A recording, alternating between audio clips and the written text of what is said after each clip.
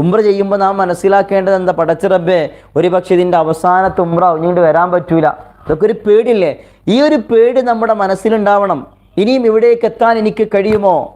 ഓരോ അമല് ചെയ്യുമ്പോഴും ഇവിടേക്ക് എത്താൻ എനിക്ക് കഴിയുമോ, ഇനി കഴിയുമോ ഇല്ലയെന്നറിയില്ല എന്നുള്ള പേടി അവൻ്റെ മനസ്സിലുണ്ടാവും നിസ്കരിക്കുമ്പോൾ. അപ്പോൾ ഇഖ്ലാസ് കൂടുക.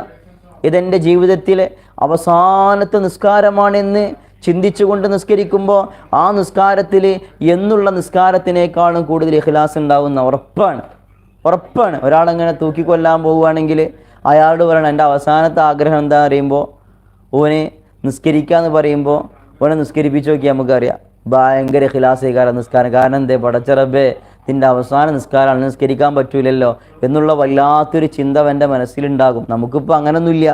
ഇനിക്ക് നിസ്കാരമുണ്ട്, ഇനിയൊക്കെ ഓടിപ്പായ, ഇനിയൊക്കെ ടൂറ് പോവുക, ഇനി പല സ്ഥലങ്ങളിലും കറങ്ങുക എന്നുള്ള ചിന്ത നമ്മുടെ മനസ്സിലുള്ളത്. ഓരോ നിസ്കാരം കഴിയുമ്പോഴും നമ്മൾ നാളെ മരിക്കുമോ എന്നുള്ള ചിന്ത നമ്മുടെ മനസ്സിലില്ലാത്ത കാലത്തോളം നിസ്കാരത്തിൽ ഇഖ്ലാസ് ഉണ്ടാവില്ല. അതാണ് മഹാന്മാർ പറഞ്ഞത്, നിസ്കാരത്തിൽ ഇഖ്ലാസ് ഉണ്ടാവാനുള്ള ഏറ്റവും നല്ല മാർഗം ഓരോ നിസ്കാരത്തിലേക്കും അല്ലാഹു അക്ബർ എന്ന് തക്ബീർ കെട്ടുമ്പോൾ അവൻ്റെ മനസ്സിൽ പടച്ച റബ്ബേ, ഇതെൻ്റെ അവസാനത്തെ നിസ്കാരമാകുമോ, ഇനി ഇങ്ങനത്തെ ഒരു നിസ്കാരം എനിക്ക് നിർവഹിക്കാൻ കഴിയുമോ ഇല്ലയോ എന്നുള്ളൊരു പേടി, ആ പേടി അവൻ്റെ മനസ്സിലുണ്ടാവുക.